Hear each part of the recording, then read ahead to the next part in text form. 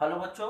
पिछले लेक्चर में हमने आपसे बताया था कार्बोकैटायन अपने आप को स्टेबलाइज करने के लिए 1,2 हाइड्राइड शिफ्ट या 1,2 मेथिल शिफ्ट के थ्रू स्टेबलाइज करता है। अब यहाँ पर हम बात करते हैं, अगर आपके पास फ्री रेडिकल हो, और फ्री रेडिकल्स जो होते हैं वो भी आपके टर्सरी हुआ करते हैं, सेकेंडरी हुआ करते हैं और प्राइमरी हुआ करते हैं। ये क्या है? फ्री रेडिकल्स का ऑर्डर है। लेकिन एक बात जो डिफरेंस है उसमें, वो क्या है? फ्री रेडिकल में रीअरेंजमेंट नहीं होता जनरली, लेकिन कार्बोकैटायंस में क्या होता है? अरेंजमेंट होता है, रीअरेंजमेंट होता है, जिसके कारण प्राइमरी कन्वर्ट होता है सेकेंडरी में, सेकेंडरी कन्वर्ट होता है टर्सरी में टू अचीव द स्टेबिलिटी। तो हमने हैलोजन में क्लोराइड बना लिया था। अब आगे बात करेंगे आपसे हम ब्रोमाइड और आयोडाइड कैसे बनाएंगे। तो ब्रोमाइड अगर बनाना है तो हम क्या करते हैं? CH3 CH2 OH हमने लिया एल्कोहल। अगर इसकी रिएक्शन हम HBr के साथ कराते हैं तो ऐसी कंडीशन में हमें क्या मिलता है? CH3 CH2 Br, और ये क्या है? H2O। लेकिन एक बात यहाँ जानने वाली है, वो क्या है? जो आपका HBr होता है, ये आपका यूज करने के बाद ये डिस्ट्रॉय हो जाता है, खत्म हो जाता है, ठीक है, ब्रेक हो जाता है। तो HBr जो होता है वो कैसे प्रिपेयर होता है? इन सीटू प्रिपेयर होता है। बनाया, यूज किया, इसके बाद हमने हटा दिया। अब देखिए होता क्या है, HBr को बनाने के लिए हम लोग क्या लेते हैं? H2SO4, और H2SO4 में क्या डालते हैं? KBr डालते हैं। पोटेशियम ब्रोमाइड या सोडियम ब्रोमाइड कुछ भी डाल सकते हैं। तो क्या बनेगा? ये बन जाएगा HBr, और फिर इधर होगा KHSO4 बनता है। अब यहां पर आप कहेंगे कि क्यों ना सर आप डायरेक्ट KBr ले लें, क्या जरूरत है आपको HBr ही लेने की? तो उसका रीजन क्या है उसको हम लोग समझते हैं। अगर आप कह रहे हैं कि हम CH3 CH2OH लेकर इसकी रिएक्शन KBr से करवा दें, तो यहाँ का क्या होगा? Br माइनस, और ये कहां से आया है? KBr से आया है। ऐसी कंडीशन में क्या होगा? ये माइनस दोनों क्या होते हैं? स्ट्रॉन्ग न्यूक्लियोफाइल होते हैं। बोथ आर स्ट्रॉन्ग न्यूक्लियोफाइल, दोनों क्या होते हैं? स्ट्रॉन्ग न्यूक्लियोफाइल होते हैं। ये भी क्या होता है? स्ट्रॉन्ग न्यूक्लियोफाइल होते हैं। और यहां पर ये जो आपका OH है, ये क्या है? बैड लीविंग ग्रुप होता है, मतलब आसानी से नहीं जाना चाहता। इसीलिए आप क्या करते हो? जब H2SO4 डालते हो तो वो जो H2SO4 से जो प्रोटॉन रिलीज होता है, वो प्रोटॉन जाके इस OH पार्ट को प्रोटोनेट करता है। कैसे करता है समझिए। CH3 CH2OH, ये क्या हुआ? प्रोटोनेट हुआ। और जब प्रोटोनेट हुआ तो क्या बनता है? CH3 CH2OH2 plus. अब ये एक बहुत अच्छा लीविंग ग्रुप हो गया है। तब रिएक्शन क्या होगी? रिएक्शन हो जाएगी CH3 CH2O OH2 प्लस, और यहां पर क्या आ गया भाई? Br माइनस ये आया है। ये बॉन्ड इधर ब्रेक हुआ और ये इस पर अटैक करेगा, तो क्या बनेगा? CH3 CH2 Br। बातों को फिर से हम समझते हैं। अगर हमें ब्रोमाइड बनाना है, एल्किल ब्रोमाइड बनाना है, तो हम रिएक्शन किससे कराते हैं? HBr से। लेकिन HBr आपका इन सीटू मतलब क्या हुआ? बनाया, यूज किया, इसके बाद उसको हटा दिया। तो HBr कैसे मिलेगा आपको? KBr और H2SO4 का मिक्सचर लेते हैं तो हमें क्या मिलता है? HBr मिलता है। क्या मिलता है? HBr। अगर आपने केवल KBr ले लिया और सोचा कि हम रिएक्शन डायरेक्ट करा दें, जैसे कि हमने यहां पर कराया है, तब दिक्कत क्या आएगी? जो Br माइनस है, ये आपका स्ट्रॉन्ग न्यूक्लियोफाइल है, OH माइनस भी स्ट्रॉन्ग न्यूक्लियोफाइल है। तो जब दोनों स्ट्रॉन्ग हो जाएंगे तो ऐसी कंडीशन में ये क्या है? As a bad leaving group है, आसानी से नहीं जाना चाहता। इसलिए आप क्या करते हो, जब एसिड डालते हो H2SO4 का यूज करते हो, वो H2SO4 का प्रोटॉन इसको प्रोटोनेट करता है, जिससे ये आपका कन्वर्ट हो जाता है, गुड लिविंग ग्रुप में कन्वर्ट हो जाता है। और गुड लिविंग ग्रुप में कन्वर्ट हो जाएगा तो आसानी से निकाला जा सकता है। ठीक है बेटा, नोट करें, फिर आगे बात करते हैं। चलिए, अब इसी तरह सेम कंडीशन जो ऊपर रिएक्शन दी है, इसको हम और कैसे रिप्रेजेंट कर सकते हैं। इसको रिप्रेजेंट करने का तरीका ये भी होता है, आप लिखेंगे CH3CH2OH और होगा KBr और H2SO4। अगर ऐसा दिया है तो इसका मतलब ये दोनों रिएक्ट करेंगे, रिएक्ट करने के बाद आपको HBr ही मिलेगा। तो यहाँ क्या बनेगा फाइनल प्रोडक्ट, CH3CH2 और ये क्या होगा बेटा Br, इधर होगा KHSO4 और क्या निकल जाएगा बताएं, और H2O। ठीक है, अब देखते हैं किसके लिए, आयोडाइड के लिए। आयोडाइड के लिए भी सेम कंडीशन होती है, वहां पर भी आपका जो जो हाइड्रोजन आयोडाइड है HI है, वो भी आपका अनस्टेबल होता है। ये कैसे बनता है, NC2 बनता है। तो ऐसी कंडीशन में इसको भी बनाने के लिए एक मिक्सचर लेते हैं, और वो मिक्सचर क्या होता है CH3CH2, ये क्या हो गया I और फिर H2O। यहां पर ये HI बनाने के लिए हम लोग क्या लेते हैं, हम लेते हैं पोटेशियम आयोडाइड प्लस प्लस क्या लेते हैं H3PO4। ये आपस में जब कंबाइन करेंगे तो कंबाइन करके क्या बनाएंगे HI, फिर KH2PO4 बनता है। और रीजन सेम वही होगा जो अभी ऊपर हमने एक्सप्लेन किया, वही रीजन यहां पर भी होगा, डायरेक्ट KI नहीं ले सकते हैं। ठीक है, तो नोट करें, फिर आगे बात करते हैं हम अगले मेथड पे। चलिए, अगला दिया हुआ है from the highlight of phosphorus. Phosphorus के हाइलाइट से हमें बनाना है। तो फास्फोरस के कौन कौन से हाइलाइट होते हैं इसको जरा समझें। फास्फोरस के अगर आप क्लोराइड के बारे में बात करेंगे तो एक PCl5 होता है, और एक क्या होता है PCl3 होता है, और क्या होता है PCl3। लेकिन यहां पर अगर आपने PBr3 ले लिया तो ये आपका अनस्टेबल होता है, और इसको आप बनाने के लिए क्या करते हैं, मिक्सचर लेते हैं, P4 और Br2 का मिक्सचर लेते हैं।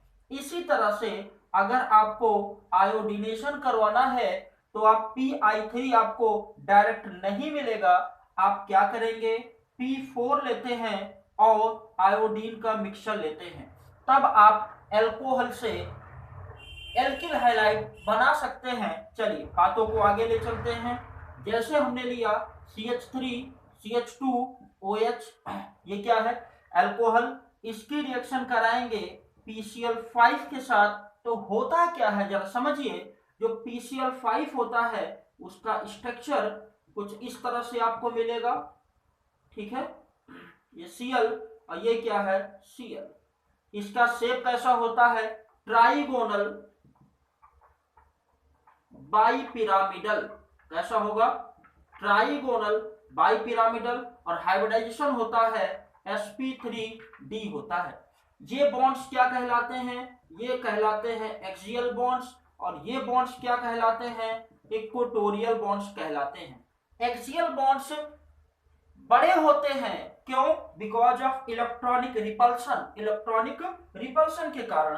तो यहां पर क्या होगा, PCl5 ब्रेक करेगा किसमें, PCl3 और Cl2 में। क्यों, क्योंकि ये Cl2 कौन वाले हैं, एक्सियल वाले हैं। ये एक्सियल बॉन्ड क्या होगा, कमजोर होता है, ब्रेक हुआ। अब देखिए ये क्या होगा, बॉन्ड इधर से यहां ब्रेक होगा, और इसको आप क्या करते हैं, इधर से ब्रेक करते हैं। फास्फोरस को कभी भी अगर ऑक्सीजन दिखाई पड़ेगा तो उस पर डायरेक्ट हमला करेगा, तब क्या होगा, देखिए ये फास्फोरस वाला पार्ट देख रहा कहां भाई ऑक्सीजन, अच्छा ये ऑक्सीजन है, चलिए इनके पास चलिए, और इनको लेकर भागता है, तो क्या बनेगा POCl3 बनेगा। अब ये Cl आपका ब्रेक हुआ, Cl और Cl में एक Cl गया, अच्छा H यहाँ पर है तो क्या है HCl बनाएगा और बाकी पोर्शन यहाँ जुड़ेगा, क्या बनेगा CH3 CH2Cl और ये क्या बनेगा बेटा POCl3 और इधर क्या है HCl। इसका नाम क्या है फास्फोरस, फास्फोरस ऑक्सीक्लोराइड। स्ट्रक्चर कैसे बनाएंगे POCl that is the structure of phosphorus oxychloride. इसके बाद अगर आप PCl3 लेते हैं तब क्या होता है इसको समझते हैं। अगर आपने लिया CH3CH2OH इथेनॉल लिया, इसकी रिएक्शन अगर PCl3 के साथ कराते हैं तब क्या होता है PCl3 के केस में जितने Cl होते हैं उतने ही हम यहाँ पर अल्कोहल लिया करते हैं, जितने Cl होते हैं उतने ही अल्कोहल लेते हैं। तो ऐसी कंडीशन में बनेगा CH3CH2Cl, लेकिन कितने 3 मॉलिक्यूल, ठीक है। ये बॉन्ड यहां से ब्रेक होगा इधर से, तो 3 Cl 3 मॉलिक्यूल के साथ जाएंगे और OH जाएगा P के साथ और क्या बनेगा दैट बिकम द H3PO3, क्या बनेगा फास्फोरस एसिड बनेगा। क्या बनेगा बेटा फास्फोरस एसिड बनता है। तो this is the method of preparation from the highlight of the phosphorus, ठीक है। इसको आप नोट करें, फिर आगे चलते हैं। अगर सिमिलर कंडीशन अगर आपको ब्रोमिनेशन करना है या आयोडीनेशन करना है तब आप क्या करेंगे, मिक्सचर लेते हैं किसका, जैसे PCl3 लिया था तो PCl3 की जगह अगर PBr3 लेंगे, ब्रोमिनेशन करवाना है तो आप क्या करते हैं मिक्सचर लेते हैं, क्योंकि ये क्या होता है अनस्टेबल होता है, ब्रेक कर जाता है। यहीं पर मैं इसको क्लियर कर दे रहा हूं CH3CH2OH, अगर यहां पर आपने लिया P4Br2 तो इससे क्या पैदा होगा ब्रोमाइड आयन निकलेगा और वो बनाएगा क्या CH3CH2 और क्या है Br बनाएगा।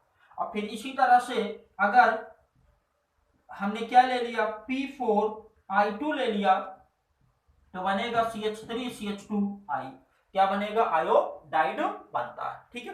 नोट करें, फिर आगे बात करता हूं।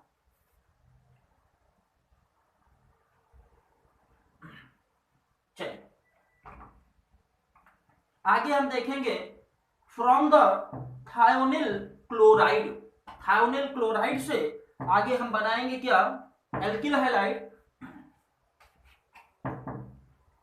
अगला क्या है फ्रॉम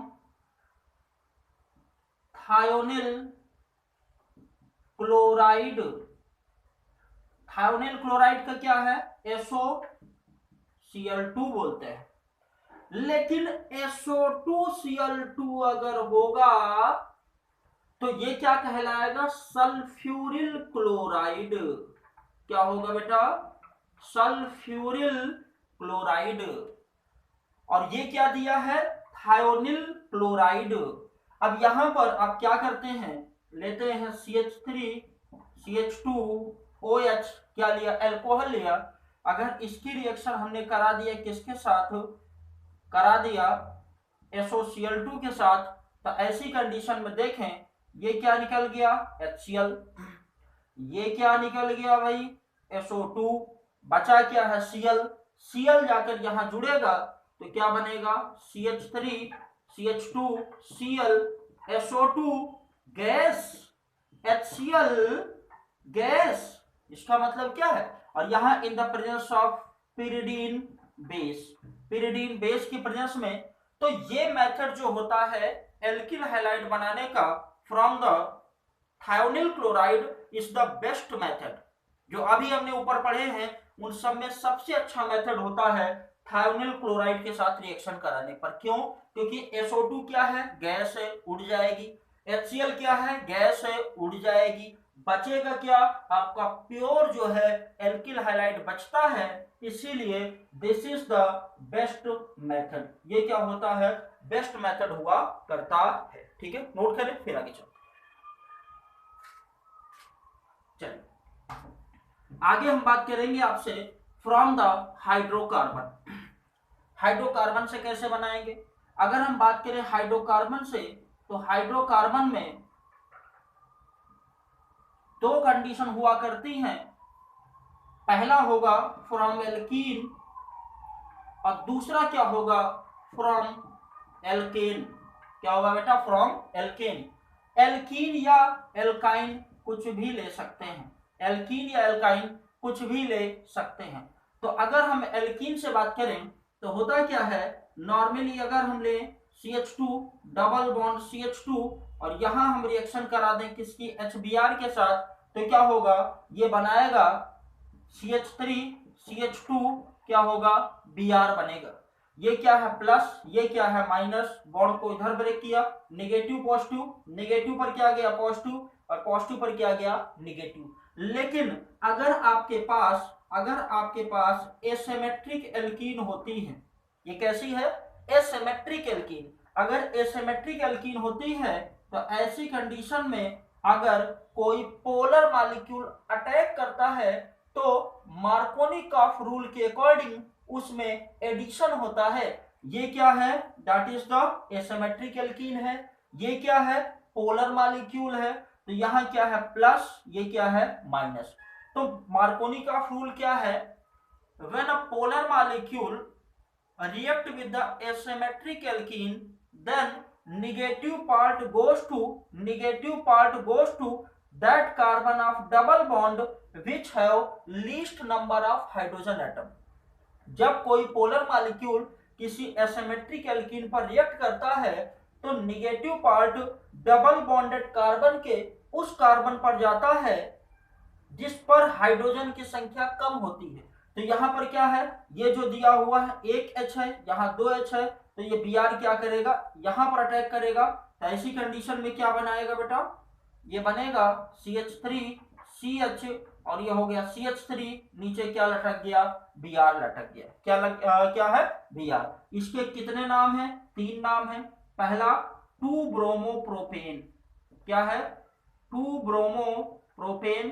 फिर क्या है आइसोप्रोपिल ब्रोमाइड, क्या है आइसोप्रोपिल ब्रोमाइड। और फिर क्या है secondary propyl bromide. This is the name of the above compound. और इसका नाम क्या बेटा, दैट इज द प्रोपीन। क्या बोलते हैं, प्रोपीन। एग्जाम में क्वेश्चन कैसे पूछे जाएंगे, how will you convert propene into 2 bromopropane, HBr के साथ आप रिएक्शन कराएंगे, या प्रोपीन से आप आइसोप्रोपिल ब्रोमाइड कैसे बनाएंगे, HBr से रिएक्शन कराएंगे, या सेकेंडरी प्रोपिल ब्रोमाइड कैसे बनाएंगे, HBr से रिएक्शन करा के। लेकिन अब अगर पेरोक्साइड प्रेजेंस हो, क्या हो, पेरोक्साइड प्रेजेंस हो, तो यहां पर अपोजिट रिएक्शन होती है। मतलब जहां ब्रोमीन लीस्ट नंबर वाले पे जुड़ रहा था आपकी मोस्ट वाले पर जुड़ेगा, इस बात का ध्यान रखना। और ये क्या है, एक इलेक्ट्रोफिलिक एडिशन रिएक्शन का एग्जांपल। क्या है, इलेक्ट्रोफिलिक एडिशन रिएक्शन का एग्जांपल है। कौन सा, ये जो रिएक्शन आपके सामने मार्कोनिकॉफ के रूल के अकॉर्डिंग हमने किया, अकॉर्डिंग टू मार्कोनिकॉफ रूल। अब यहां पर अगर कोई पेरोक्साइड प्रेजेंस हो, क्या पेरोक्साइड प्रेजेंस हो, तब क्या होगा, जैसे यहां पर लिया हमने CH3 CH double bond CH2, अगर हमने HBr लिया और in the presence of peroxide, तो क्या होगा, जस्ट अपोजिट होगा। जो ब्रोमीन अभी 2 पर जुड़ रहा था अब वो 1 पर जुड़ेगा और क्या बनेगा, that form the CH3 CH2 और ये क्या है ब्रोमो, मतलब ब्रोमीन। इसका नाम क्या है, 1 ब्रोमोप्रोपेन। क्या नाम है, 1 ब्रोमोप्रोपेन। और ये क्या है, यहां पर क्या फॉलो हो रहा है, पेरोक्साइड इफेक्ट, और क्या बोलते हैं, दैट इज खैरास इफेक्ट, और क्या बोलते हैं, एंटी मार्कोनिकॉफ रूल कह सकते हैं इसको, एंटी मार्कोनिकॉफ रूल। क्यों, क्योंकि मार्कोनिकॉफ के जस्ट अपोजिट यहां पर जुड़ता है। तो प्रोपीन से अगर 1 ब्रोमो बनाना है आप HB क्या करेंगे, पेरोक्साइड डाल दें। अगर 2 ब्रोमो बनाना है डायरेक्ट HBr डाल दें। यहां पर ये किसको फॉलो करता है, that follow free radical mechanism. ये किसको फॉलो करता है बेटा, that follow free radical mechanism. तो ये हमने किसके थ्रू देखा, फ्रॉम द एल्कीन, किसके थ्रू है, एल्कीन। तो आई थिंक इसमें कोई दिक्कत नहीं होना चाहिए because this was in class 11th also, class 11th में भी था। अब यहां पर आगे बात करते हैं हम, अभी एल्केन्स को हटाएंगे। अब यहां पर बात करते हैं हम एलिलिक ब्रोमिनेशन या एलिलिक हैलोजिनेशन। अगर एलिलिक हैलोजिनेशन के बारे में बात करें हम, तो होता क्या है, अगर आपने CH2 डबल बॉन्ड CH और CH3 की रिएक्शन Cl2 के साथ 775 केल्विन टेम्परेचर पर कराई, इसका नाम क्या बेटा, दैट इज प्रोपीन। क्या नाम है, प्रोपीन। अगर 775 केल्विन टेम्परेचर पर कराई तो होता है क्या, डबल बॉन्ड के जस्ट बगल वाली पोजीशन कौन सी पोजीशन है, एलिलिक पोजीशन है। कौन सी पोजीशन है, that is the allylic position. ठीक है, एलिलिक पोजीशन।